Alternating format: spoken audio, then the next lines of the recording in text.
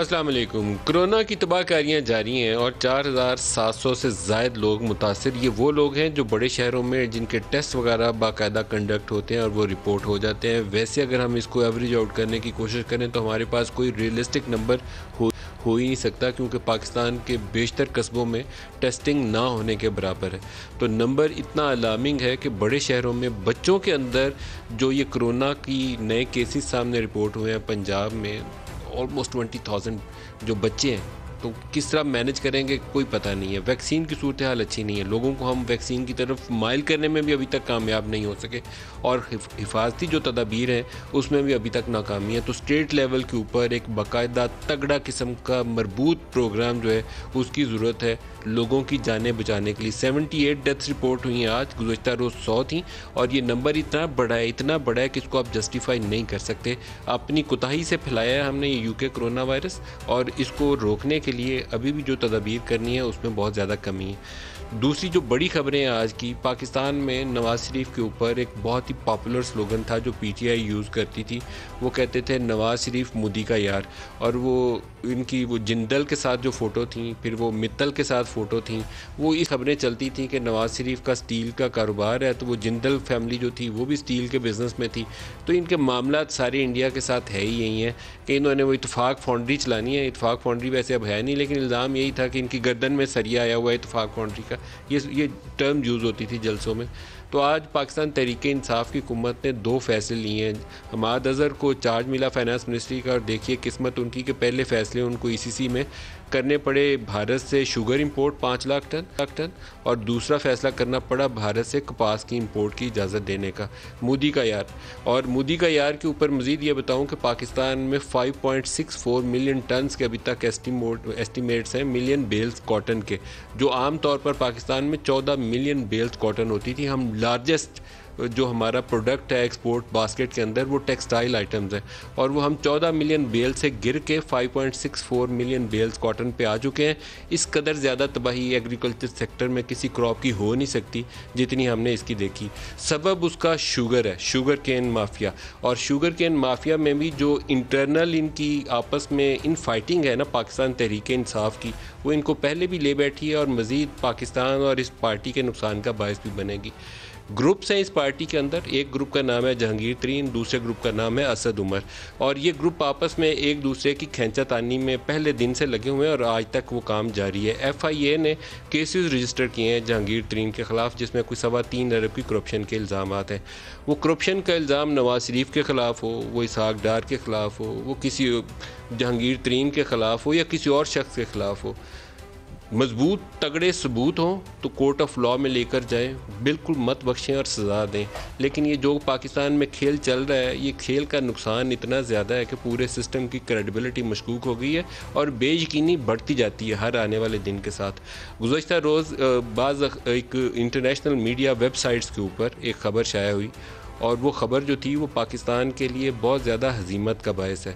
اس خبر کے اندر دعویٰ یہ کیا گیا کہ 190 ملین پاؤنڈ جو UK نے فریز کیے تھے، اور وہ فریز کر کے کرائم پروسیڈز تھیں۔ انہوں نے کہا کہ ہم نے سول ایگریمنٹ کی ہے ان کے ساتھ، لیکن وہ اللیگل تھی جس کو ہم نے کانفiscate کیا، اور حکومت پاکستان کا وہ پیسہ تھا جو حکومت پاکستان کے حوالے کر دیا گیا۔ لیکن سم ہاؤ وہ 190 ملین پاؤنڈ جو پاکستان آیا اور سپریم کورٹ میں ایڈجسٹمنٹ میں دے دیا گیا، اس کے ساتھ انہوں نے 2 تصاویر شائع کیں، اور وہ دونوں تصاویر جو میٹنگ کی تھیں اس میں شہزاد اکبر صاحب میٹنگ کر رہے ہیں ملک ریاض سے لندن میں، اور کہا جاتا ہے کہ ایک اسی گھر کے باہر کی تصویر ہے اور جس کو کانفiscate کیا گیا جس پراپرٹی کو، اور اس کی خبر کے اندر یہ بھی دعویٰ کیا گیا کہ وہ گھر ابھی بھی انہی کے پاس ہے جن سے کانفiscate ہونا تھا کویسچن مارک کے آگے۔ تو یہ چیزیں پاکستان کے لیے فائدے کا باعث نہیں ہوں گی، نقصان کا باعث ہوں گی۔ آج کے پروگرام میں جو ہمارے ساتھ شرکا ہیں ان سے آپ کا تعارف کروا دوں، پھر پروگرام میں گفتگو آگے بڑھاتے ہیں۔ ایک اور جو بڑی خبر ہے وہ اس کو بتاتے چلتے ہیں، پھر آگے چلتے ہیں کہ فائنانس منسٹری میں اسد عمر سے آغاز ہوا تھا، اور اسد عمر سے وہ IMF کی ایگریمنٹ ٹھیک سے کی نہیں گئی، وقت کے اوپر فیصلے نہیں کر پائے، فسکل سائیڈ ہاتھ سے خراب ہو گئی۔ حماد اظہر اس وقت ریونیو کے وزیر تھے، 600 ارب کا ٹیکس ریونیو شارٹ فال 8 ماہ میں ہو گیا۔ پھر حفیظ شیخ کو لگایا گیا۔ حفیظ شیخ اسٹیبلشمنٹ کے راستے سے اندر آتے ہیں. ان کے پاس اور کوئی طریقہ کار نہیں. دبئی سے آتے ہیں, وزارت ملتی ہے, وزارت ختم ہوتی ہے, واپس چلے جاتے ہیں. IMF سے ایگریمنٹ کر لیا لیکن اکنامک ریوائول کوئی نہیں ہے. گروتھ نہ ہونے کے برابر ہے. ان امپلائمنٹ بڑھ چکی ہے, مہنگائی بہت زیادہ ہے.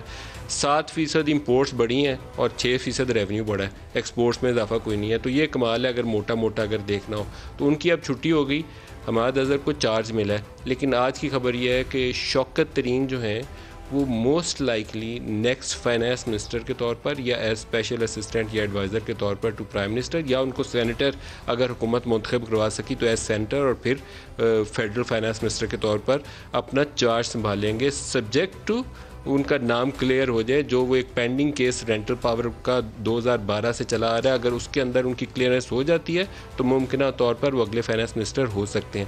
جب حفیظ شیخ کو یہ عہدہ دیا گیا تھا تو اس وقت بھی فرسٹ پرائرٹی پہ یہ آفر شوکت ترین کو کی گئی تھی, لیکن انہوں نے ریفیوز کر دیا تھا کہ جب تک کیس ختم نہیں ہوتا میں یہ عہدہ قبول نہیں کروں گا. جو آج کے پروگرام میں ہمارے ساتھ شرکا ہے, خرم دستگیر خان ہے پاکستان واز سے ہمارے ساتھ. خرم صاحب آپ کو خوش آمدید کہتا ہوں. علی محمد خان پاکستان تحریک انصاف سے ہمارے ساتھ شامل ہوں گے. علی صاحب آپ کو بھی خوش آمدید کہتا ہوں. خرم صاحب, مودی کا یار تو آپ تھے, مطلب باقاعدہ ایک سکہ بند نعرہ جپنا تھا, تو آج اس فیصلے کے اوپر آپ کیا کہیں گے؟ نہیں, یہ آج کا فیصلے سے پہلے بھی تو بہت کچھ ہوا نا جی. کلبھوشن یادو کی سہولت کاری کے لیے جو خفیہ آرڈیننس ہے وہ اسی حکومت نے جاری کیا. بالا کوٹ حملے کے باوجود UN سیکیورٹی کاؤنسل میں ہندوستان کی جو نان پرماننٹ سیٹ تھی اس کے لیے اس حکومت نے ووٹ ڈالا ہے ان کو.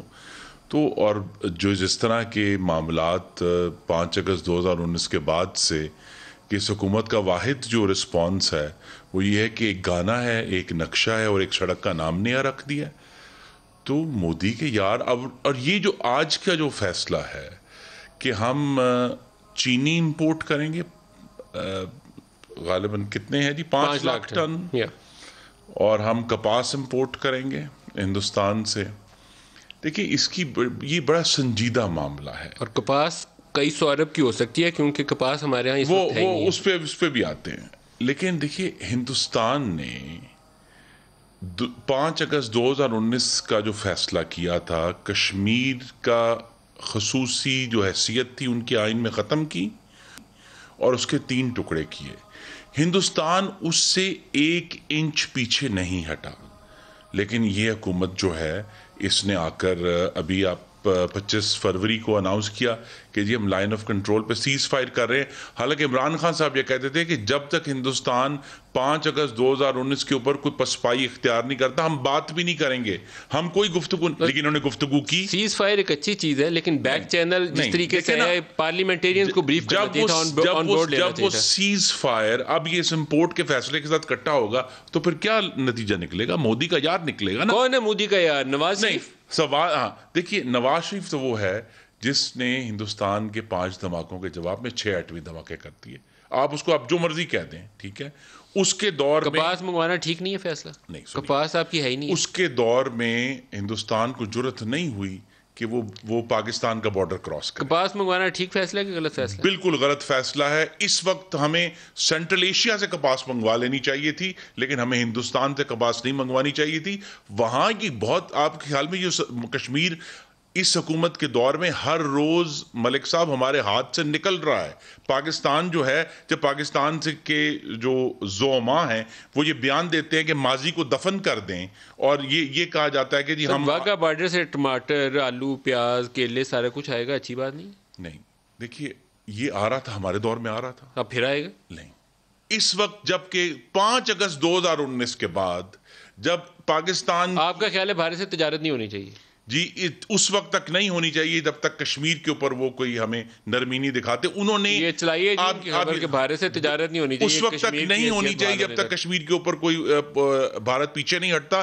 ابھی پرسوں آپ کو کہ ان کے جو آرمی چیف ہیں انہوں نے ایک انٹرویو دیا ہے, انہوں نے کہا ہے دوبارہ پاکستان پر یہ الزام لگائے. ہم کہتے ہیں ماضی کو دفن کر دیں, ہم نے تو یہ کہا ہے, انہوں نے ہمارے پر الزام لگا دیا کہ پاکستان میں تو ٹیررسٹ کے کیمپس ہیں. تو ہندوستان اپنے پیچھے نہیں ہٹ رہا. جہاں بنگلہ دیش میں جہاں جا کے اس نے تصویر کھینچائی ہے, دیکھیں نا, وہ بھی تو یاد رکھے نا. تو یہ دیکھیے علی محمد خان سے ہمیں پیچھے نہیں ہٹنا چاہیے. مودی کا یار نواز شریف یا آج کی ECC کا ڈیسیژن, کس کو کہیں؟ بسم اللہ الرحمن الرحیم. اللہم صلی وسلم وبارک علی سیدنا. دیکھیں، پاکستان کا کوئی بھی وزیر اعظم جو ہے وہ ملک کا غدار نہیں ہو سکتا. مودی کا یا نواز شریف بھی جن معنوں میں یوز ہوتا ہے وہ غداری کے معنوں میں یوز ہوتا ہے، اور میں کسی کو یہ نہیں کہہ سکتا ماضی میں جتنے بھی رہے ہیں. سر آپ پاکستان نے نواز شریف کو بھی کا کہہ دیا کہ کشمیر وہ پہ بھی ایک غدار اصولی نہیں ہے. موقف ہے. سر میری بات سن لینا. پاکستان کا کشمیر پہ ایک اصولی موقف ہے. نہیں آپ نے بیان تو کشمیر دیا، اب کو آپ اس کو قائد اعظم لیبریٹ تو محمد علی کرنا جناح پڑے گا. نے بونیر آپ نے یہ جملہ بولا ہے کہ پاکستان کوئی بھی کی وزیر اعظم نہیں ہو شہرت سکتا، کہا. تو یا تو بولیں کہ نواز شریف غدار نہیں ہے.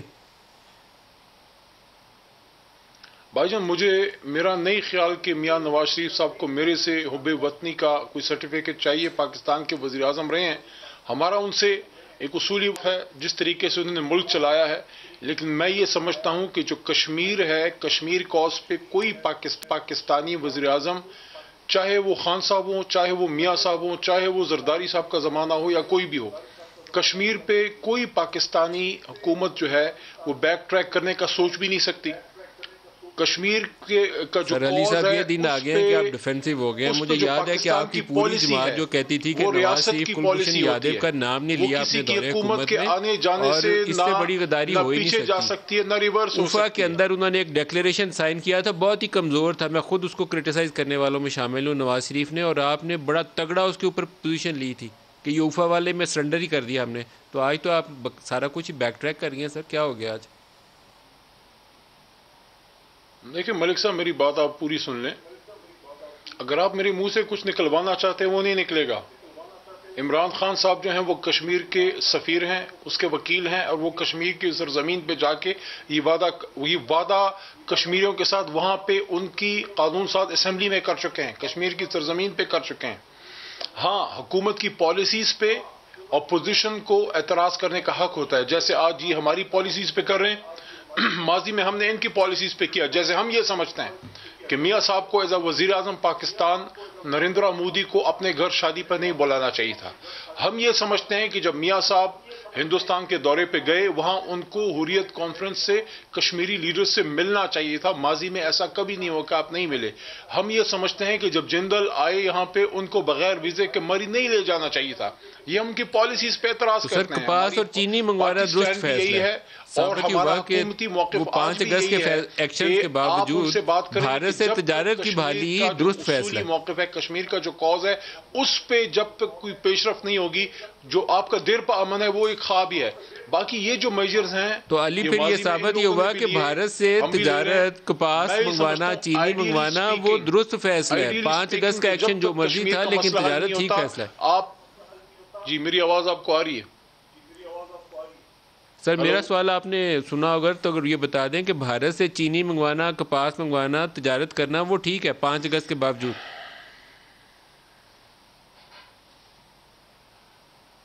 لائن دوبارہ ملوائیے جی، لائن دوبارہ علی صاحب کو ملوائیے. ملک صاحب، عمران خان صاحب نے ایک ٹویٹ فرمایا تھا 21 دسمبر 2019 کو بطور وزیر اعظم. انہوں نے کہا تھا کہ over the last 5 years of Modi government, India has been moving towards Hindu Rashtra with its Hindutva supremacist fascist ideology.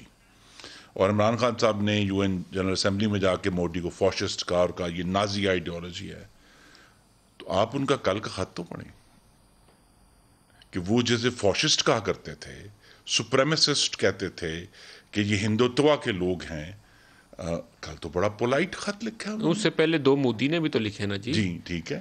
تو دیر از سم تھنگ ہیپننگ جس کو بیک چینل کہتے ہیں. میں آپ کو دیکھیے نا، یہی بات ہے کہ جب یہ حکومت جو ہے یہ ایک کلیئر پالیسی کے باوجود کہ جی جب تک ہندوستان کشمیر پر پیچھے نہیں ہٹتا ہم اس سے بات نہیں کریں گے. انہوں نے بیک چینل سے بات بھی کی ہے، بیک چینل ابھی جاری بھی ہے، اور اس پہ جو ہے اچانک لیکن جو بات سمجھنے کی ہے، پاکستان کا جو مفاد ہے وہ یہ حکومت آگے لے کر جانے میں، پیش رفت کرنے میں ناکام ہے.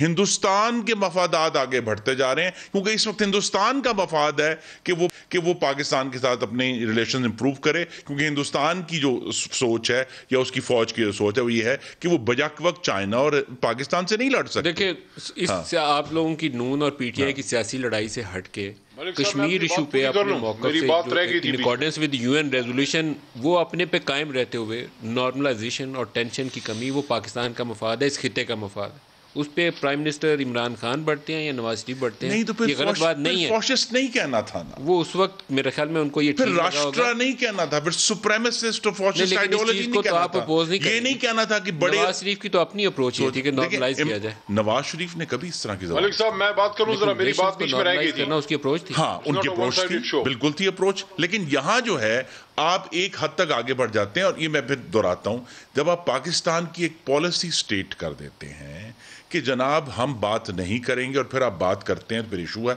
جسی طرح عمران خان صاحب نے اچانک کوٹلی میں جا کر یہ کہہ دیا کہ جناب اگر جب الحاق ہوگا تو ہم کشمیر کو آزادی کو آپشن بھی دے دیں گے، یہ کس طرح کی غیر ذمہ دارانہ پالیسی ہے؟ کبھی سکھوں کے پاس جاتے کنونشن میں جاتے ہیں، وہاں جا کے کہتے ہیں ہم نو فرسٹ یوز نہیں کریں گے، ہم جو ہے ہم ایگریسر نہیں ہیں، ہم پہلے، اور ISPR کو کہنا پڑتا ہے کہ جی وزیر اعظم نے جو فرمایا وہ ہماری پالیسی نہیں ہے۔ تو یہ ایک انتہائی غیر ذمہ دارانہ طریقہ ہے، اور یہ پاکستان کو ایک سلپری سلوپ پر لے کر جا رہے ہیں کہ ہمیں بالآخر جو کشمیر میں سٹیٹس کو ہے اس کو قبول کرنے پر قوم کو کہیں گے۔ علی، کیا 5 اگست کے باوجود بھارت سے تجارت شروع کرنا یہ صحیح اقدام ہے؟ 5 اگست کے اقدامات ہیں، کشمیر کی خصوصی حیثیت ختم ہو چکی ہے، اس کے 3 ٹکڑے بھی ہو چکے ہیں۔ دیکھیں کشمیر کوز کو حل کیے بغیر ہندوستان سے امن قائم ہونا یہ ایک خواب ہے، لیکن یہ کچھ سٹیپس جو ہیں یہ ایسے سٹیپس لیے گئے ہیں اس امید پہ، اور انیشیٹو ہندوستان کی طرف سے ہے، اور عمران خان صاحب نے، وزیر اعظم پاکستان نے جو ان کو جواب دیا ہے، جواب میں ہی آپ کے اس سوال کا بھی پورا جواب موجود ہے کہ جب تک ہمارے کور ایشوز حل نہیں ہوتے، دیکھیں ہماری اس حکومت میں کوئی سوچ بھی نہیں سکتا تھا، لیکن جو ایک جو ادھر سے ایک خط آیا ہے، میں سمجھتا ہوں کہ ابھی اس کے مضمرات کو لوگوں نے صحیح سوچا نہیں ہے، بہت بڑی اچیومنٹ ہے پاکستان کی، میں تحریک انصاف کا لفظ ہی نہیں یوز کر رہا، میں پاکستان کی بات کر رہا ہوں۔ خط آنا بہت اچھا ہے، اس کا خود آنا خراب ہے، اس کے خط آنا بہت اچھا ہے لیکن مودی کا خود آنا بہت خراب۔ 5 اگست کے اقدامات کے باوجود آپ تجارت کھول دیں، باقی ایشوز وہی ہیں، ابھی کشمیر کے اوپر 370 واپس نہیں آ گیا، کوئی حیثیت اس کی وہی نہیں ہو گئی، تجارت آپ نے کھول دی، کیا یہ درست اقدام ہے؟ رائٹ اور رانگ؟ اس پہ میں نے آپ کو عرض کیا کہ آئیڈیلی سپیکنگ نہیں ہونا چاہیے تھا، لیکن کچھ سٹیپس آپ نے لیے امن آئیڈیلی سپیکنگ نہیں ہونا چاہیے تھا، پھر کیوں کیا سر؟ ٹائم ہوگی جب، سر میں اپنی بات پوری کر لوں، کہ جو نریندر مودی وزیر اعظم ہندوستان نے خط لکھا ہے، جو اس نے پاکستان کے وزیر اعظم کو خط لکھا جو 23 مارچ کے دن پہ مبارکباد دی ہے، یہ پہلی بار تاریخ میں ہوا ہے کہ ہندوستانی کوئی وزیر اعظم، اور وہ بھی RSS مینٹالٹی والا BJP کا، آپ کو 23 مارچ کی مبارکباد دینے کا، پاکستان دینے کا مطلب سمجھتے ہیں کہ وہ جو پاکستان کے بننے کو تسلیم نہیں کرتے تھے، آج وہ پاکستان ڈے پہ آپ کو مبارکباد دے رہے ہیں۔ This is your achievement. This is your achievement. سر وہ اٹل بہاری واجپئی بس پہ بیٹھ کے لاہور آ گیا تھا، دوسری بات وہ ہم نے انجام دیکھے ہوئے ہیں سر۔ علی صاحب کیا باتیں کر رہے ہیں؟ دوسری بات، وہ بس پہ بیٹھ کے جو لاہور آیا تھا، دوسری بات، اگر کسی کا یہ خیال ہے جماعت کا تھا BJP کا، دوسری اور بات، یہ 25 دسمبر کو قائد یہ پہ آ گیا تھا، سن لیں نا، آپ کو وہ لگا وہ ٹھیک نہیں ہے؟ سن لیں، دوسری بات یہ ہے کہ سب اپنے ذہن میں یہ بات بالکل کلیئر بٹھا لیں، جو کوئی بھی سن رہا ہے، کہ حکومت مودی کا یار بتا دیں کون ہے، پھر میں نے دیکھ لینی ہے، ہٹی ہے، یہ نہ ٹیگ آپ کے لیے رکھیں یا نواز شریف نہ ہٹے گی، تو اس پہ مسلم لیگ نون والے جتنی سیاست کرنا چاہتے ہیں کر لیں، لیکن یہ بات ہم نے ذہن میں رکھ لیں کہ کشمیر کوز کو حل کیے بغیر اور اس مسئلے کو ایک منطقی انجام تک پہنچائے بغیر ساؤتھ ایشیا میں نہ امن آ سکتا ہے، اور نہ ہی کوئی عمران خان صاحب سے زیادہ کشمیر کوز کی ایڈوکیسی کرنے والا وزیر اعظم حالیہ تاریخ میں پاکستان کو ملا ہے۔ وزیر اعظم نواز شریف صاحب نہیں ملے، حریت لیڈر سے ہندوستان جا کے ہم نے اس کو کرٹیسائز کیا، غدار پھر بھی نہیں کہا، لیکن کرٹیسائز کیا کہ پاکستان کی تاریخ میں پہلی بار ہوا کہ پاکستان کا وزیر اعظم ہندوستان جاتا ہے اور کشمیری لیڈرشپ سے بات کرنا پسند نہیں کرتا۔ اس بات کو کیسے ڈیفینڈ کریں گے؟ مجھے بتائیں خرم دستگیر صاحب، how can you do this? اگر آپ کشمیر کو سر، آپ 5 اگست کے ایکشنز کے باوجود بھارت سے تجارت کو کیسے ڈیفینڈ کریں گے؟ آپ بتا دیں، آپ 5 اگست کے باوجود بھارت سے تجارت کو کیسے ڈیفینڈ دیکھیں کریں؟ آئیڈیلی نہیں ہونی چاہیے لیکن آپ نے ایک سٹیپ لیا امن کے لیے، کیونکہ وہاں سے ایک سٹیپ لیا گیا امن کے لیے. اصل ایشو وہی جگہ اپنی جگہ کھڑا ہے. جب تک کشمیر کا مسئلہ حل نہیں ہوتا آپ کا دیر پا امن نہیں آ سکتا. میں عمران خان صاحب ملے تھے نئی دلی میں، انہوں نے کہا ہمیں انوائٹ کیا گیا، prime minister office of India نے کہا کہ نہیں، عمران خان صاحب نے ہمیں درخواست کی تھی کہ وہ ملنا چاہتے ہیں، تو نریندر مودی نے ان سے مل لیا. اس وقت فاشسٹ نہیں تھا، اس وقت ہندوتوا آئیڈیالوجی نہیں تھی، اس وقت راشٹریہ سیوک سماج نہیں تھا. کیوں نہیں تھا؟ کیوں ملے جا کے؟ بات یہی ہے کہ آپ کو آج بھی ہم اپنی بات پہ قائم ہیں. لیکن میں پھر کہوں گا کہ پاکستان اور ہندوستان کے تعلقات جو 72 سال سے ہیں، ان میں 5 اگست 2019 کے بعد ایک بہت بڑی بریک آئی ہے، کیونکہ پاکستان کی جو خارجہ پالیسی کا ستون تھا کشمیر اور اس کی خصوصی حیثیت، وہ ہندوستان نے اپنی جارحیت سے ستون توڑ دیا ہے.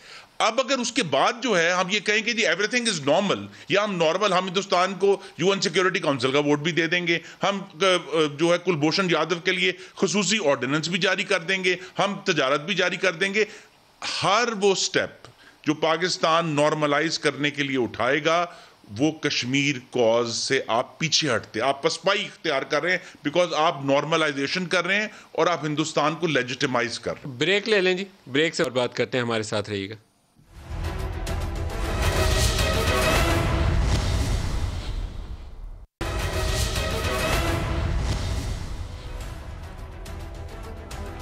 پروگرام میں دوبارہ خوش آمدید کہتے ہیں. مودی کے یار کی کہانی تو آگے چلے گی، لیکن علی صاحب ایک چیز بتا دیں، آپ کی جماعت کے اندر ان فائٹنگ جو ہے وہ مجھے لگتا ہے کہ بہت ہی ایک بھیانک شکل اختیار کر جائے گی آئندہ آنے والے دنوں میں.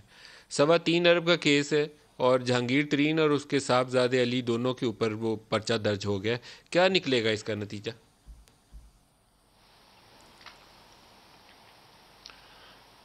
ملک صاحب دیکھیں، اس بات میں کوئی دو رائے نہیں ہے کہ جہانگیر خان ترین صاحب کا پاکستان تحریک انصاف میں ایک بڑا رول رہا ہے ماضی میں. لیکن جب کوشچن اٹھے ان کے جو بھی ان کا طریقہ کار رہا سارے اس افیئر میں جو چینی کا ہے، تو اس پہ 2 آپشن تھے ہماری حکومت کے پاس، عمران خان صاحب کے پاس. یا تو اس پہ اسی طرح ان چیزوں کو بیک برنر پہ رکھ دیا جاتا جس طرح دستگیر صاحب یا پیپلز پارٹی کی حکومتوں میں رہا کہ آپ کے جب قریبی لوگوں پہ کوئی سوال اٹھے تو اس کو آپ دبائیں اور بیک برنر پہ رکھیں اور آگے چلیں اور مٹی پاؤ والا کریں. عمران خان صاحب نے نہیں کیا، انہوں نے انکوائری کال کی اور جس کے نام آئے وہ آ گیا. اب جہانگیر صاحب کا بھی اس میں نام آیا ہے، ان کے خلاف جو ہے آج میں نے دیکھا ہے کہ FIA نے کوئی کارروائی کی بات ہوئی ہے اور FIRs وغیرہ طلب کیا ہوا ہے. ایک نیا رجحان ہے. جہانگیر صاحب کو FIR درج ہوگی ہے، طلب کر لیا پورا موقع ملے گا. لیکن وہ میں بڑا اپریشیٹ کرتا ہوں، آپ کو شاباش دیتا ہوں، موقع ملے گا کہ باقیوں کو بھی جیل میں ڈالنا چاہیے. جہانگیر ترین کو بھی ڈالیں، باقیوں کو بھی ڈالیں. ندیم بابر صاحب کے اوپر پیٹرولیم کی رپورٹ ہے کی حکومت میں جو ماضی میں نہیں ہوا، اور آٹا کا کیس ابھی باقی ہے، ادویات والا بھی کیس ابھی اسکینڈل باقی ہے، پاور سیکٹر کا بھی باقی ہے. تو وہ باری باری پکڑ کے اندر ڈالیں، بہت اچھی بات ہے، شاباشی دوں گا. دیکھیں آپ کے پاس بڑی مہربانی، لیکن میں اس بات پہ صرف ایک بات رکھتے ہوئے آگے بڑھوں گا، وہ یہ ہے کہ اس وقت پاکستان ایک نئے فیز میں داخل ہو چکا ہے. مشکلات بہت ہیں، اکنامک ایشوز بھی ہیں، اکاؤنٹیبلٹی کے ایشوز بھی سامنے آ رہے ہیں، کیونکہ جن لوگوں پہ سوال اٹھتا ہے جواب میں بڑی ہڑبونگ بھی مچاتے ہیں، نیب پہ اٹیک بھی کرتے ہیں. لیکن یہ پہلی بار ہو رہا ہے. ان لوگوں کو اس کی سمجھ اس لیے نہیں ہے کہ 3 بار وزیر اعظم رہے میاں صاحب. 190 ملین پاؤنڈ جو UK سے آیا تھا وہ منسٹر بھی رہے. وہ کدھر ہے بتائیں گے؟ اس کا بھی ایک کیس ہے، وہ بنے گا. وہ بھی they have not questioned their own people. کبھی بھی خود احتسابی کے عمل سے 190 ملین پاؤنڈ جو UK سے آیا تھا وہ کہاں پر ہے سر؟ میں تو حیران ہوں، یہ لوگ سوال کیسے کر سکتے ہیں ہم پہ. ان کو تو اخلاقی طور پہ سوال کا حق اس لیے نہیں ہے کہ اپنی حکومتوں میں کبھی مسلم لیگ نواز کے کسی بھرتی شدہ کلاس 4 سے سوال نہیں کیا. سر چھوڑیں ان کو باہر آ کے کیا کرنا، لیکن 190 ملین پاؤنڈ وہ کدھر ہے؟ کو باہر کر رہی ہے. ملک صاحب میرا جو سوال ہے وہ عمران خان کی ججمنٹ کے اوپر ہے، ان کی مردم شناسی اوپر ہے.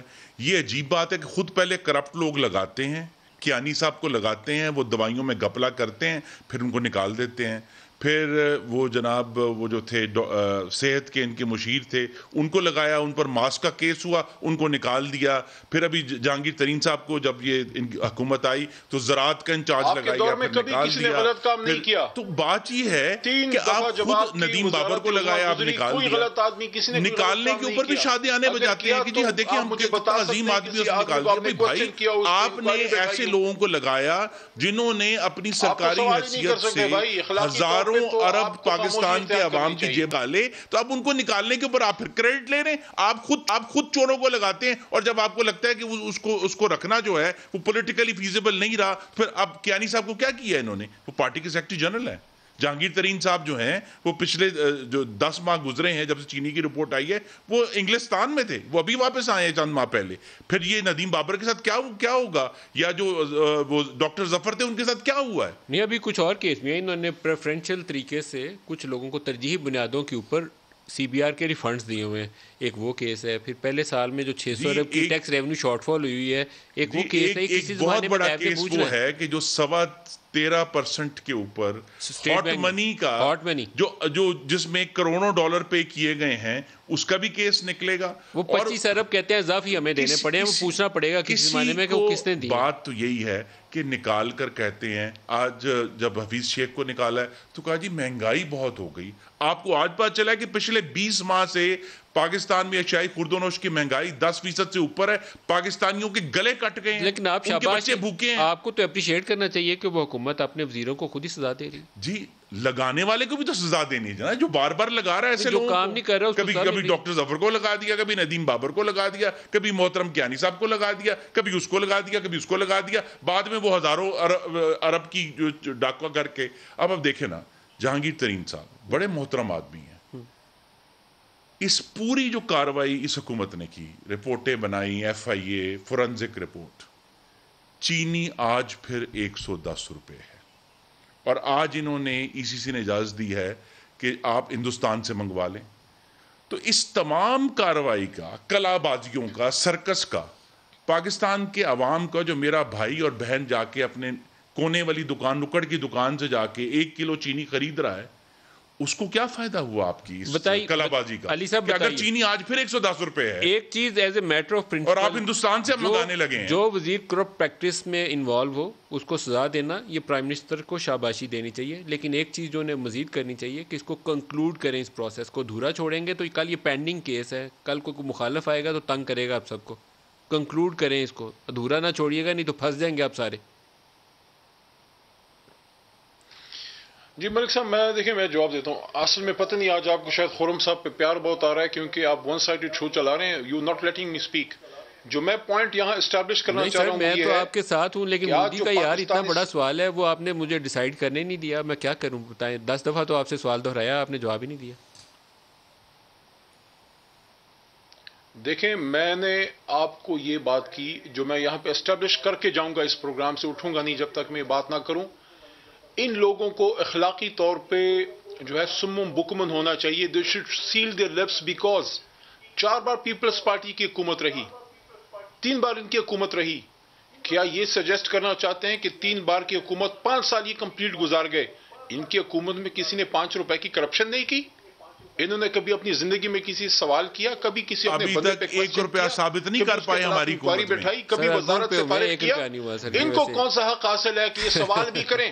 وہ لوگ جنہوں نے پاکستان کے خزانے کو لوٹ کے پاکستان کو تباہ و برباد کر کے آج پاکستان سے باہر بیٹھے ہیں اور پاکستان کے سسٹم پہ اعتماد نہیں. آپ نے ثابت بھی کرنا ہے عدالت میں, آپ عدالت میں ثابت نہیں کر پائے. نیب پہ حملے کرتے ہیں, آپ کے فوجی جنرلز کو جو ہے پاکستان سے باہر بیٹھ کے گالیاں دیتے ہیں. ارب کا الزام ہے سر, 1 ارب لگا, 1 روپیہ ثابت نہیں. آپ شاہد خان عباسی پہ الزام لگاتے ہیں, جتنے مرضی کے لگاتے ہیں, آپ 1 روپیہ ثابت نہیں کر پائے. شہباز صاحب کو بڑا سنگین, شہباز صاحب کو بڑا آپ کریں, ثابت کریں, ضرور کریں. وہ تو ایشو یہ ہے, دیکھیں وہ وزیر ہوا بازی جس کے ایک بیان سے پاکستان کی ہوا بازی کی پوری صنعت کا اگلے 5 سال کے لیے بیڑا غرق ہو گیا, اس کو آپ نے کوئی سزا دی ہے؟ نہیں سر, ان کو ٹرافی دینی چاہیے. یا پنجاب میں ایک وزیر صاحب تھے, ہمارے بھائی ہیں, ان کو نیب نے بلا لیا, وہ نیب سے ضمانت پر رہا ہو کر آج سینئر وزیر لگ گئے ہیں. دیکھیں نا کمال یہ ہے کہ جو لوگ نیب میں جاتے ہیں ان کو سینئر وزیر لگا دیتے ہیں. علی صاحب ایسے وہ سرور صاحب کو تو آپ کو ٹرافی دینی چاہیے. کر دیں گے, آپ کے سوالوں کا جواب ہم دے دیں گے.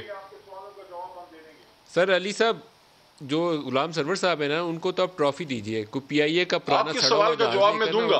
انصاف کا اس لیے نہیں کہ پہلے اپنے لیڈر کو پاکستان تو واپس لے کے آئیں پھر در سیاست کریں. لیڈر آپ کا ملک سے فرار ہے, باتیں آپ بیٹھ کے بڑی بڑی کرتے ہیں, آپ کوٹ کرتے ہیں لوگوں کو, آپ اخلاقیات کی بات کریں گے نا جی کہ آپ تیاری کی لیڈر بھول جاتے ہیں, کبھی آپ ویکسین منگانا بھول جاتے ہیں, کبھی آپ ایل این جی منگانا بھول جاتے ہیں, کبھی آپ کشمیر کو آزاد کرانا بھول جاتے ہیں, کبھی آپ بھارت سے تجارت روکنا بھول جاتے ہیں, کبھی دوائیاں بھول جاتے ہیں, کبھی چینی بھول جاتے ہیں, کبھی آٹا بھول جاتے ہیں, ذرا میاں صاحب کو پاکستان بلائیں نا پھر باتیں کرتے ہیں. آپ یہ دیکھیں کہ ایک سیکوینس کے وہی ملک ہے جس نے 3 بار وزیر اعظم بنایا ہے. دوائیاں, بلائیں کچھ نہیں ہوتا. چینی, آٹا, ایل این جی, گھی, پولٹری, اس سے زیادہ بڑی مافیا سرپرست حکومت پاکستان کی تاریخ میں کے ساتھ کیا ہے. سر مودی کا یاد نواز شریف ہے یا کوئی اور ہے سر؟ ندیم ملک صاحب ان کو کہیں میاں صاحب کو بلا لیں, اس ملک میں کچھ نہیں ہوتا. کبھی کبھی جیل بھی جانا چاہیے. مودی کا یاد چھوڑیں سر, اپنے کرموں کا پھل تھوڑا سا کھانا چاہیے. میں آپ کی اجازت سے ایک بیپر کر لوں, ڈیل کر کے. ڈاکٹر صاحب سود ہمارے ساتھ ہے پاکستان میڈیکل ایسوسی ایشن پنجاب سے. ڈاکٹر صاحب السلام علیکم. وعلیکم السلام. ڈاکٹر صاحب جو یہ کرونا کی پازیٹیوٹی ریشو ہمارے سامنے ہے 23.2%, 23% اور ٹیوزڈے 28% لاہور شہر کی. تو لاہور شہر کی اگر میں آبادی دیکھوں تو مجھے تو لگتا ہے کہ یہ کوئی آبادی کا بڑا حصہ, بیشتر حصہ وہ اس سے اب متاثر ہوئے بغیر بچ ہی نہیں پائے گا. بیشتر حصہ نہیں, اگر آپ اس وقت بھی یہ تو کرتے ہیں 40,000 یا 50,000. مجھے سن رہے ہیں آپ؟ جی جی آپ لائیو ہیں سر, کنٹینیو کریے. اچھا, یہ تو کرتے ہیں کیسز 40,000 کیسز کر لیے تو اس میں سے ان کے نکل آتے ہیں. اگر یہ پوری سارے ماسک کا کریں لاہور پورے کا تو اس وقت کم از کم 40-50 لاکھ کیسز جو ہیں وہ موجود ہیں. لاہور شہر کے اندر اس وقت کو 50 لاکھ کیسز موجود ہیں. جی بالکل ہے. اور ہمارے ہاسپٹل چوک ہو چکے ہیں, اور جو وینٹیلیٹرز کی ایکسیس جو ہے وہ لوگوں کو نہیں ہے, اور جو بیڈز ہیں وہ بھی فل ہو چکے ہیں. دوسرا یہ کہ اب اس ویو میں سب سے امپورٹنٹ چیز یہ آئی ہے کہ بچوں میں بہت زیادہ آنے شروع ہو گئے ہیں کیسز. میں چونکہ پیڈیٹیشین بھی ہوں, بچوں کا ڈاکٹر ہوں, تو میرے پاس بھی بہت زیادہ آ رہے ہیں. اور بچے سارے, حالانکہ اس سیزن میں نمونیا کے بچے ہم نہیں دیکھتے تھے, اس سیزن میں ہم ڈائریا اور اس طرح کی چیزیں دیکھتے تھے, لیکن نمونیا کے کیسز بہت سارے دیکھ رہے ہیں, ڈیلی دیکھ رہے ہیں, اور بچے بہت سارے. ڈاکٹر صاحب یہ تو شیخ اور بچے جو ہیں ان میں بھی رپورٹ ہونا شروع ہو گیا ہے. جی جی بالکل بالکل بالکل, جو 1 دن کا 2 دن کا بچہ ہے اس میں بھی آ رہے ہیں یہ. تو یہ 1 دن 2 دن کے بچوں میں بھی آ رہے ہیں. جی جی 1 دن 2 دن کے بچے میں بھی آ رہے ہیں, 3 مہینے کے بچے میں بھی آ رہے ہیں, 6 سال کے بچے میں بھی آ رہے ہیں, 6 مہینے کے بچے میں بھی آ رہی ہیں. اور سب سے زیادہ الارمنگ چیز یہ ہے کہ ہمارے پاس ویکسین نہیں ہے بچوں کے لیے کوئی بھی. اس وقت جو بھی ویکسین ہے وہ ساری ایڈلٹ کے لیے ہے. ایک چیز بتا دیں صاحبزادہ صاحب, ایک آپ سے سوال پوچھ لوں. 18 سال سے چھوٹے کے لیے تو ابھی تک منع ہے, 18 سے اوپر لگانے کی اجازت ہے. ہمارے یہاں ویکسین کیونکہ کم ہے اس لیے ہم نے ایلڈرلی پاپولیشن, دنیا ساری نہیں ایسے شروع کیا, ایلڈرلی پاپولیشن کو لگائی.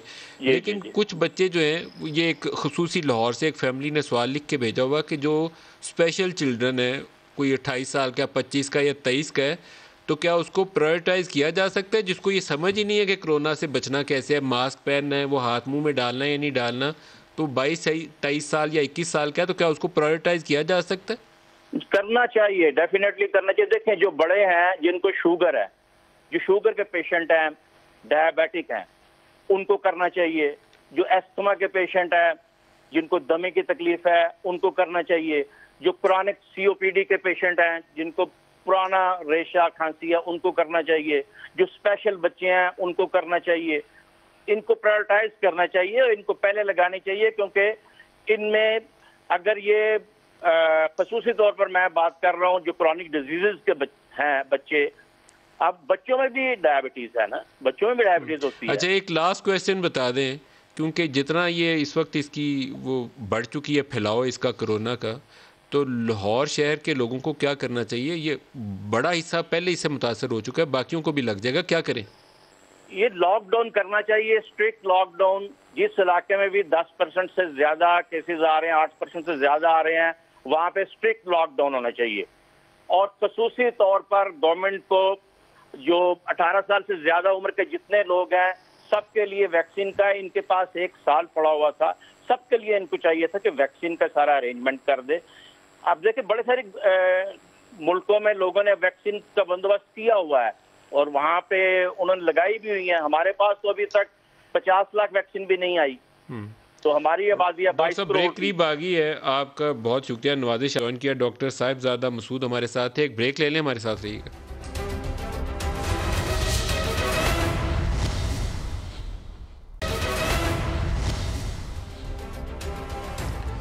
Welcome back. ڈسکا کے اوپر ایک بڑا مذاکرہ خیز کیس ہے کہ انتخابات جاری تھے، رزلٹ کمپائل ہو رہے تھے، 20 پریزائڈنگ آفیسرز رات گئے غائب ہو گئے. متضاد قسم کے دعوے آئے، سپریم کورٹ میں کیس چلا گیا. الیکشن کمیشن نے تو ری پول کا آرڈر کیا تھا، اور الیکشن کمیشن کو ہی جب حکم ہوا کہ بتائیے کہ ان کی پوزیشن کیا تھی جن کے اوپر الزام ہے کہ رات کو غائب ہو گئے، تو الیکشن کمیشن نے آج ایک رپورٹ جمع کرائی ہے.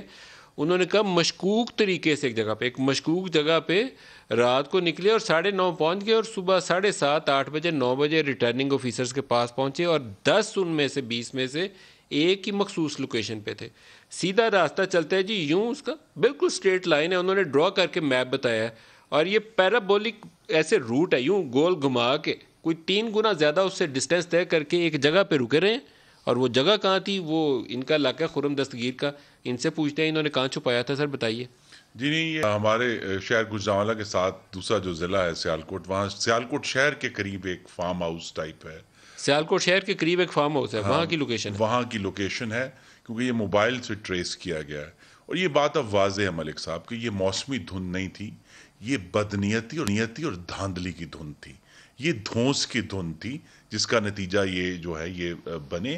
اور اب خیر عدالت عالیہ نے ایک فیصلہ دیا ہے، لیکن اب بڑا کلیئر ہے آج، جب کہ انہوں نے باقاعدہ طور پہ پی ٹی اے کی طرف سے ٹریس کیا گیا نا، جیو فینسنگ کی گئی ان کے موبائل فونز کی، جو وہ کہتے تھے موبائل فونز ہمارے گم ہو گئے یا پتہ نہیں بند ہو گئے یا کیا ہوا. اب واضح ہے کہ یہ ایک سازش کے تحت یہ ان صاحبان کو وہاں سے اغوا کیا گیا. اور علی سے بھی اس کا جواب کیا، پولیس اسکواڈ. تو یہ جو پوری طریقہ کار ہے پی ٹی آئی کا الیکشن جیتنے کا جو طریقہ کار ہے، یہ نہیں ہے کہ انہوں نے دوسری جگہ کوشش نہیں کی دھاندلی میں، لیکن یہاں جو ہے وہاں ایک حلہ ہوا اور وہ رزلٹ آ گئے. یہاں یہ اب معاملہ اتنا زیادہ، جتنی اب غور فرمائیے، ہر گزرتی پیشی کے ساتھ یہ معاملہ اس حکومت کے لیے خراب سے خراب تر ہو. علی صاحب، سپریم کورٹ کو بہت ہی سخت قسم کا آرڈر پاس کرنا چاہیے تاکہ آپ کا بھی بھلا ہو اور باقیوں کا بھی بھلا ہو. آئندہ انتخابات میں کوئی پریزائڈنگ آفیسر غائب نہ کرے، کوئی رزلٹ ٹیمپرنگ نہیں کرے، کسی کے فون نہ گم ہو، کسی کی گاڑی نہ غائب ہو، کوئی اغوا نہ ہو جائے. سخت آرڈر آنا چاہیے سپریم کورٹ سے باقاعدہ، اور اس صوبے کی حکومت کے خلاف بھی آنا چاہیے جس صوبے میں یہ ہوا ہے. علی صاحب دیکھیے ملک صاحب ہم اب کون ہوتے ہیں یعنی کہ یہاں پہ ایک پرائیویٹ چینل کے ٹاک شو میں بیٹھ کے ہم سپریم کورٹ کو کہیں کہ سخت آرڈر دیں؟ کیا وہ کمپیٹنٹ نہیں ہے؟ کیا ان کو سمجھ نہیں ہے؟ کیا ان کو میری یا خرم دستگیر صاحب کی، آپ کی ڈائریکشن کی ضرورت ہے؟ میں یہ سمجھتا ہوں کہ جو پاکستان کی سپریم کورٹ ہے وہ آزاد ہے، جو مناسب فیصلہ ہوگا وہ دے گی. ہاں اصولی طور پہ یہ بالکل مصممہ بات ہے کہ اگر کوئی غلط چیز کسی نے بھی کی ہے، کوئی سپیئر نہیں ہونا چاہیے، کوئی بھی انوالو ہو کسی بھی لیول پہ اس کو سزا ملنی چاہیے. لیکن خدا را سپریم کورٹ کو فیصلہ کرنے دیں، ہم اور آپ جو ہیں وہ قاضی نہ بنیں. کلوزنگ ریمارکس آپ سے لے لیں. انتخابات میں ہمیشہ 2 ہی الزامات لگتے رہے کہ ریٹرننگ آفیسر نے نتیجہ بدل دیا، رات گئے وہ سسٹم بیٹھ گیا. تو میں تو دوبارہ کہوں گا کہ سپریم کورٹ آف پاکستان ایک تاریخی فیصلہ کر سکتا ہے کہ یہ جو اس طرح کی ٹیمپرنگ کر کے نتائج تبدیل ہوتے ہیں اس کا راستہ روک دے، ایسا سخت آرڈر پاس کرے. جی سخت آرڈر پاس کرے. اور اگر الیکشن کمیشن نے ایک حیران کن، تو میرے لیے بہت حیران کن تھا جو انہوں نے ایک انڈیپینڈنٹ فیصلہ کیا، تو سپریم کورٹ کو بھی یہ کوشش کرنی چاہیے کہ الیکشن کمیشن اگر ایک راستے پر چلا ہے تو اس کو اسٹرینگتھن کریں، اسے سیکنڈ گیس نہ کریں. سپریم کورٹ کا فیصلہ اس کو مضبوط کر سکتا ہے، اس کو مضبوط کرنا چاہیے اس کو الیکشن کمیشن کو. خرم دستگیر خان، محمد خان، آپ دونوں کا بہت شکریہ. آج کے لیے اتنا ہی، اجازت دیجیے. خدا حافظ.